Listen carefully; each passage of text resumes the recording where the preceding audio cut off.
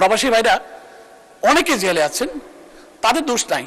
যেসব দালালরা নিয়েছে, দালালরা নিয়ে তাদেরকে বিভিন্ন জায়গায় ফেলে দিয়েছে।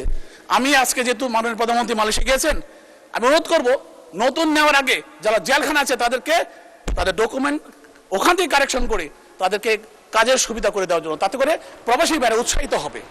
মাননীয় স্পিকার, এই ঘাটতি 2,43,000 কোটি টাকা বাজেটের ঘাটতি, এই ঘাটতি থাকবে না। আমরা ঘাটতি বহন করে একটা বাজেট দিতে চাই না। ঘাটতির একটা সিরিয়াল পড়ে গেছে, শুরু থেকে আজ পর্যন্ত ঘাটতি যাচ্ছে।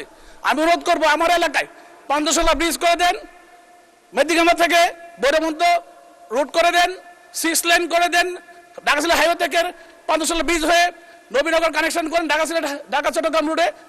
এরকম কতগুলো মেজর প্রজেক্ট আছে যেগুলো করলে আমাদের রেভিনিউ আর্ন বেশি হবে, ঢাকা শহরে চাপ কমবে, গাড়িগুলো সব ওদিকে যাবে, আমাদের রেভিনিউ আর্ন হবে। তাতে করে আমরা এই গাজরের ঘাটতি আর থাকবে না। কাজে এই ফ্রুটফুল সে ধরনের।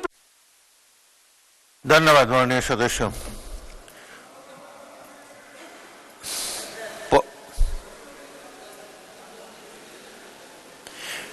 মাননীয় সদস্য 1 মিনিটে সাম আপ করেন। জিনিসটা বলছিলাম, আমার এলাকায় প্রায় 60টার বেশি বিল আছে। ফেসিস্টার আমলে এই বিলগুলো একটা 200 বিঘার একটা বিল 12,000 টাকায় লিজ দেওয়া হয়েছে। এরকম বিল 300 বিঘা, 100 বিঘা, 150 বিঘা বিল আছে আমার এলাকায়, কোন না হলে কমপক্ষে 60-70টা। এই প্রকল্পগুলো হাতে নিয়ে এখানে যদি আমরা সামান্য টাকা ইনভেস্ট করি তাহলে বিদেশে যাওয়া লাগে না।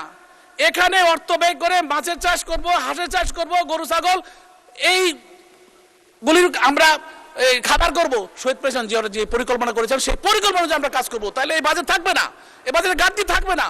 আমরা নতুনভাবে বাংলাদেশকে সাজাতে চাই, এখানে উদ্যোক্তা তৈরি করতে চাই, নিজের পায়ে দাঁড়া করাতে চাই। তাহলে আমাদের দরকার হবে এই শহীদ প্রেসিডেন্ট জিয়াউর রহমানের ওই জায়গায় আবার ফিরে যেতে হবে, কৃষি উন্নয়ন করতে হবে।